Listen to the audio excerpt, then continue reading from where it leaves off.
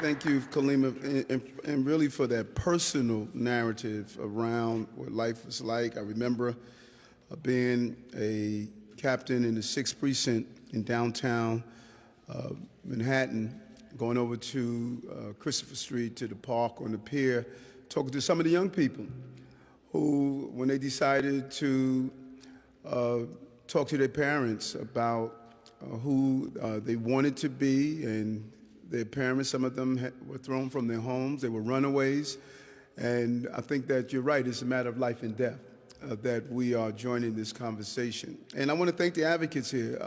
Alan, you have been an advocate for these issues for so long, and this is the city of Stonewall. This is the city where we are proud to, talk about how you can live in a comfortable setting and not be harassed, not be abused, not only as adults, but also as young people. And so I'm the mayor of this city, the city of the LGBTQ plus community, as we see people in government and out of government understanding how your voice is respected here in the city. And that's what this movement of Don't Say Gay is about. This political showmanship of attempting to demonize a particular group or community is unacceptable. And we are going to loudly show our support and say to those who are living in Florida, listen, we want you here in New York.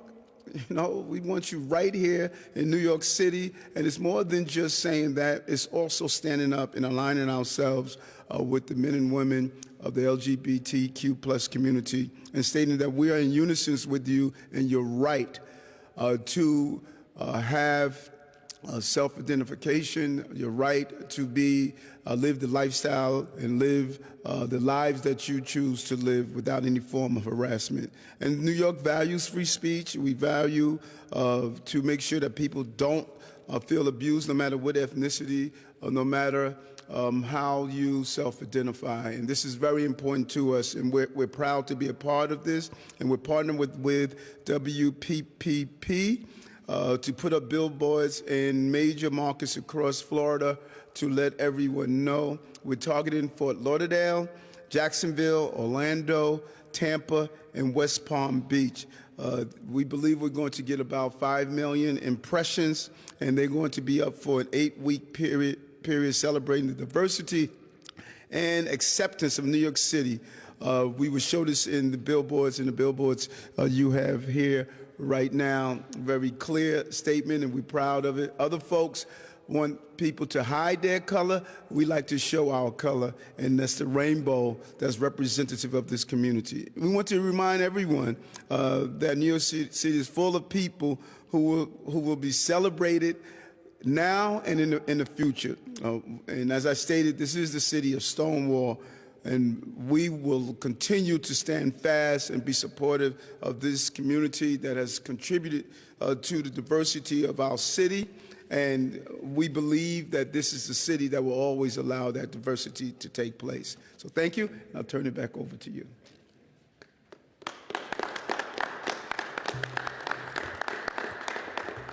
I'd like to now introduce Kevin Jennings, Chief Executive Officer at Lambda Legal.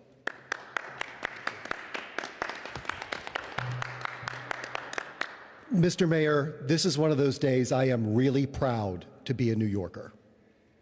This kind of leadership is not something the LGBTQ plus community has had often in history. Instead, people of power have tried to erase us. During the Middle Ages and the Inquisition, LGBTQ plus people were burned at the stake. The Nazis put us in camps. During the Reagan administration, the government stood by and did nothing while tens of thousands of people died. More men who have sex with men died of AIDS in New York alone than Americans died in the Vietnam War.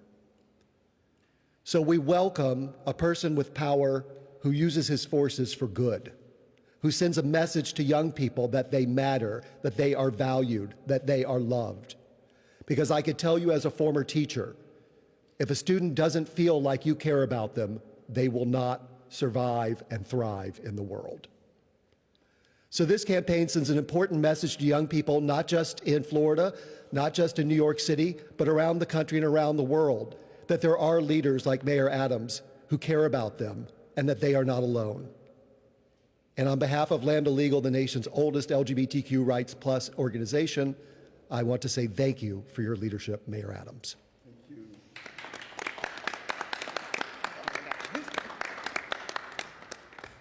Thank you so much. I'd like to now introduce longtime LGBTQ plus advocate, Alan Roscoff. Thank you. Thank you, and thank you, Mr. Mayor. I urge people to listen to the mayor's speech when he was on the floor of the state Senate on behalf of marriage. I'm thrilled to be here today, and I have some suggestions because no matter what you do, Mr. Mayor, I'm going to suggest more. Our students in the city still feel threatened and intimidated and are afraid to come out. In fact, many teachers who are out to their colleagues are afraid to come out to their students. So here's what I suggest for the upcoming LGBTQ Pride Month. I suggest that all these posters be posted in every school. I suggest that there be a banner as students walk into their schools saying, "Celebrate LGBTQ Pride." And I recommend that there be an assembly in every school with an identical program, perhaps a film, so the students could learn about why we celebrate LGBTQ Pride. And of course, I recommend that LGBTQ issues be integrated in the curriculum in every school. And the classrooms, when they teach history or any other subject, whether it be sex education or whatever, that we're part of the discussion and we're part of the curriculum. We have a lot of work to do. I know what it meant to grow up and be isolated and not respected and in fear of telling anyone that I was gay, and that still exists in our schools. So for Pride, let's do incredible things, and there are many of us in the community that will work with you with ideas and to make sure that these things happen. And I thank you, Mr. Mayor, and I want to see this progress. Otherwise, I won't stop texting you. Thank you.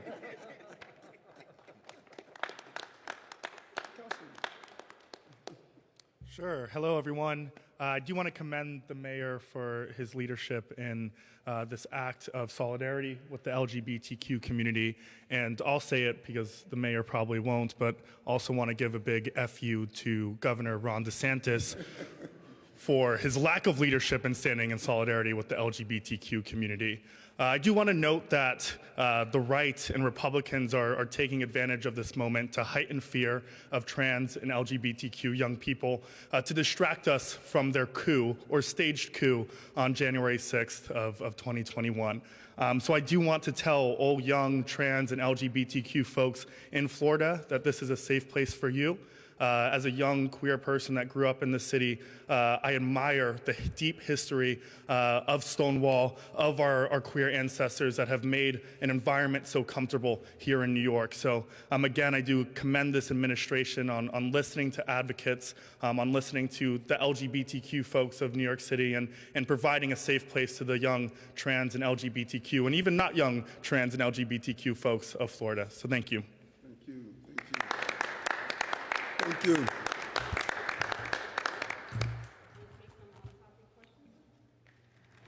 Yeah, Mr. Mayor.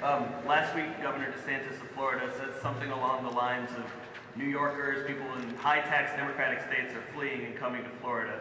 What do you say in the context of this situation where his state is, according to you, making itself unwelcome to certain people? I never thought in my life I would be quoting Arnold Schwarzenegger, but they'll be back.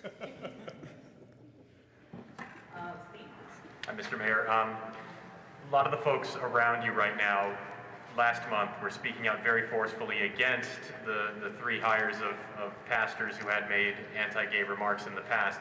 I want to see how you reconcile those hires with this message, and if folks like Mr. Roscoff want to speak to this reconciliation as well. Well, this community, as I think, as the councilman stated, that they have always turned up the heat on topics that they believe are important. I've joined them in many of them, as Alan alluded to, the days on the Senate floor fighting for marriage. And this is not a community that's going to be silenced. If they see something they don't like, they're going to let you know. But my rich history, as we sat around the room and talked, was former Senator Tom Dwayne and others of how long we've worked together. So we can work through anything, but we will never go to the days where we will publicly demonize a group, and that's what's happening now. And so they voiced their concern about the hires that we made, and we're going to continue to move forward. And these are not just citizens. These are personal friends on the fight to deal with the progress in the LGBTQ plus community. Mr. Roscoff, would you like to speak to it?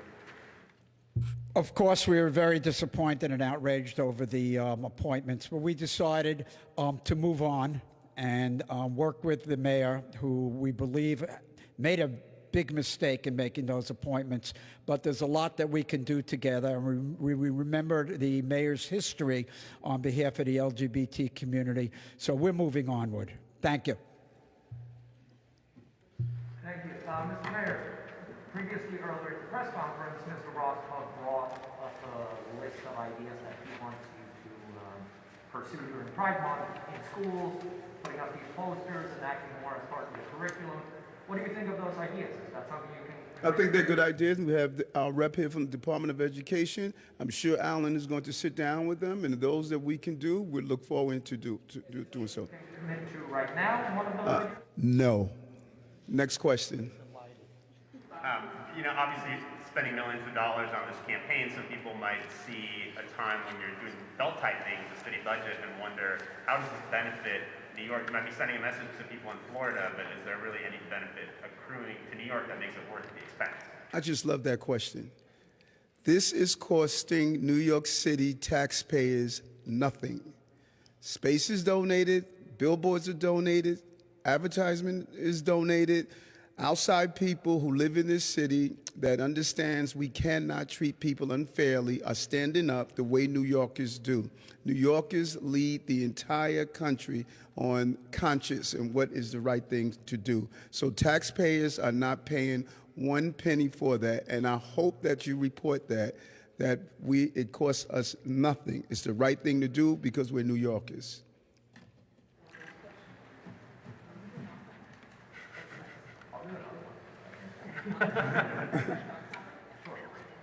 So, on another point, when you met with Mr. Roscoff and other of the LGBTQ community leaders next to you last month, they laid out a list of demands that they wanted you to act on, including creating a city hall office dedicated to LGBTQ issues that would have an actual budget. Do you have any update for us on if you're going to act on any of those demands? No. Another question? All right, that's it for on topics. Now we're going to take off topics. So give me a second. Yeah, you guys can bounce. You don't have to be part of this. Thank you. We'll see you later.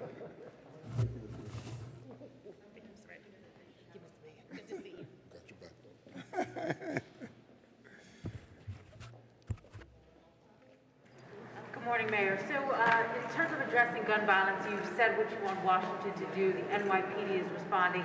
Is there a role that everyday New Yorkers, I guess, can or should be playing in terms of preventing some of the gun violence that we're seeing? Love that question. Love that question. You know, I was ridiculed over the campaign because when I was in the state Senate, I put out a video that we're going to remake to show parents what to look for in their household. People thought I was wrong, but every day there are guns that are hid in the rooms of our children. A company followed what I was doing, and they put out a bus that they took around the country showing how to look for drugs, how to look for weapons, how to look for other telltale signs. And other individuals picked up on what I'm doing, and we're going to relaunch that. Many family members don't realize what their children are doing every day, and no one is educating them. It's a void, and we're going to encourage our schools, our churches, our houses of worship, how to play a role in knowing what your child is doing. The guns in your homes, the drugs in your home. Your child may be wearing red all day. That could be a sign that they are in a gang. They could be doing gang dance, gang drawings.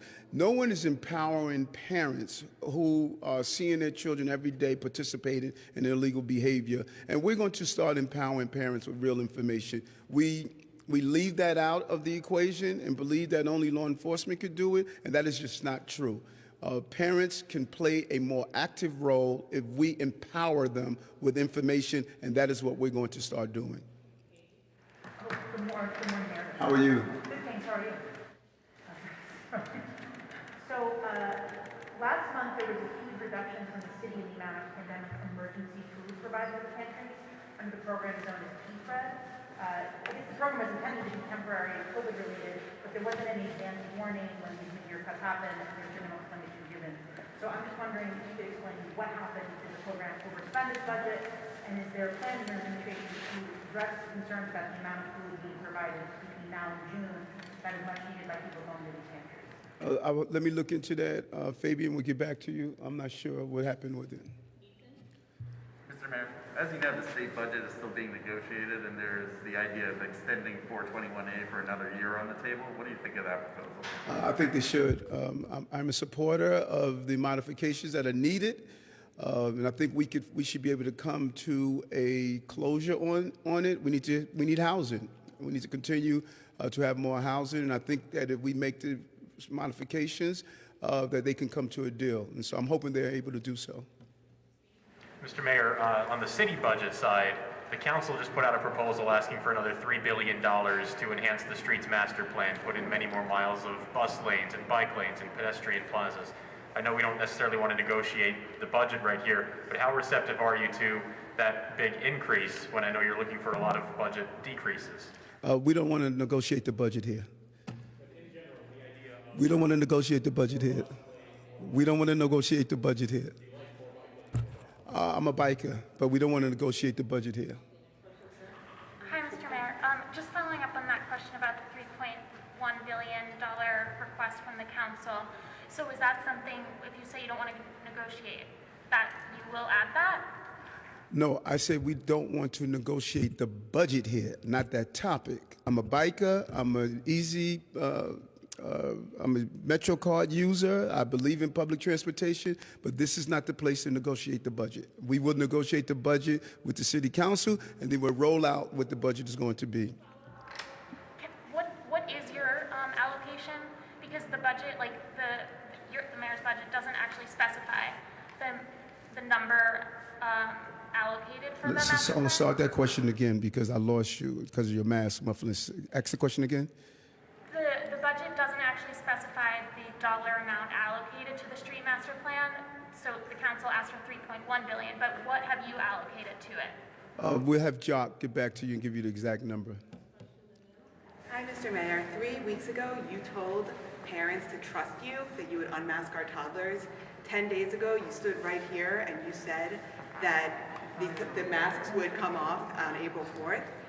That has not happened. You reneged on your promise, and not only did you renege on your promise, you had your lawyers race to court on Friday night to overturn a state court bill. No. Let her finish because you let her start. Go ahead and finish, ma'am. Okay, but you got to come to a conclusion. Can't do it. Okay, come to a conclusion and turn on your phone so you can get my answer correctly. But come to a conclusion. Okay, how are you back there? March 17th that you would trust me. I will unmask your toddlers. You had your lawyers race to court on Friday night, arguing that there would be irreparable harm if children under 5 were allowed to take off their masks today, along with their older siblings in school. So my questions are, what is the irreparable harm to children aged 2 to 4 taking off their masks, just as they do in Long Island, just as they do in Westchester? When will you unmask our toddlers? Thank you. As I stated, as you indicated, I made the announcement that we were looking to announce today, which is Monday, to take the mask off to 2 to 4 years old. But I also stated, if we see an uptick, we will come back and make the announcement of what we're going to do. We're going to pivot and shift as COVID is pivoting and shifting. There's a new variant. The numbers are increasing. We're going to move at the right pace, and that's the role I must do. That's what I stated. I'm living up to my promises. If I have to pivot and shift and have other adults do something different, I'm going to do so. I'm going to continue to do so. I answered your question. If you want to follow up, we can do a follow-up, but I answered your question. Thank you.